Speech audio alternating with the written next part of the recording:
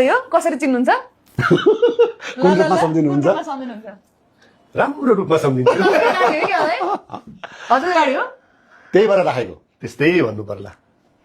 यो गाडी त्यहाँ कसरी पुग्यो?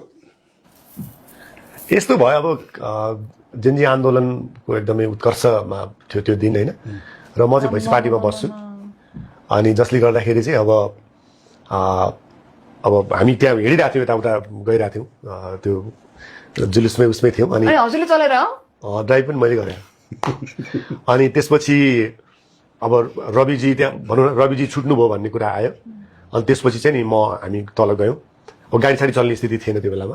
अनि तल गएपछि ठ्याक्क रविजी चाहिँ त्यो नक्कुजेलको पारिपट्टि एउटा माथिपट्टि एउटा रेस्टुरेन्टमा बसिरहनु भएको थियो। अनि म अब गएँ, त्यहाँ एकदमै भिडभाड थियो। गएपछि अनि अब हामी अब भनौँ न हक गऱ्यौँ। अनि त्यसपछि अब एउटा राम्रो दिनमा भेट भयो भन्ने कुरा भयो, खुसी लाग्यो भनेर भने मैले। रविजीको चाहिँ कस्तो भने अब उहाँले पनि मलाई दाइ भन्नुहुन्छ, म पनि उहाँलाई दाइ भन्छु, तिमी भन्छौँ हामी होइन। अनि त्यसपछि के भयो भने उहाँलाई चाहिँ यता अब आफ्नो भनौँ न घर जानलाई चाहिँ अप्ठ्यारो परिरहेको स्थिति थियो। मलाई थाहा पनि थिएन काठमाडौँमा यस्तो स्थिति भइरहेछ भनेर होइन। अलिअलि गर्दै हेरिरहेको थिएँ। त्यसपछि अनि गाडी नभएर उहाँ चाहिँ त्यहाँ बसिरहनु भएको रहेछ। अनि त्यसपछि उहाँले गाडी छ भनेर भन्नुभयो। अनि मैले छ भने अनि हाम्रो उहाँको भनौँ न आशिषजी, उहाँको जुन सेक्युरिटी इन्चार्ज, उहाँले अनि सोधेपछि त्यहाँबाट मैले अनि वाइ नट, अब गाडी भनेको कुरा त हाम्रो लागि नै हो, त्यो गाडी भन्दा मान्छेको जीवन र ऊ ठुलो हो। किन डराइ डराइ बोल्नु भएको छ? त्यसपछि त्यहाँबाट अनि मैले अनि घरमा आएँ, अनि गाडी निकालेँ।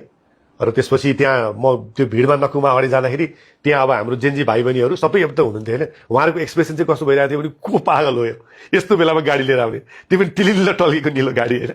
अनि त्यसपछि त्यहाँ पुगेपछि उहाँलाई गाडीमा राख्ने यति गाह्रो भयो होइन। बल्ल बल्ल अनि म ड्राइभिङ सिटमै थिएँ म।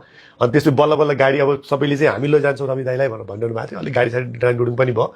र त्यसपछि चाहिँ मैले उहाँलाई राखेर अनि बाहिर निकालेको कारण चाहिँ के भने यदि रविजी बाहिर ननिस्किनु भएको भए चाहिँ गाडी सखाप हुन्थ्यो, किन त्यहाँ गाडी चलाउने स्थिति थिएन।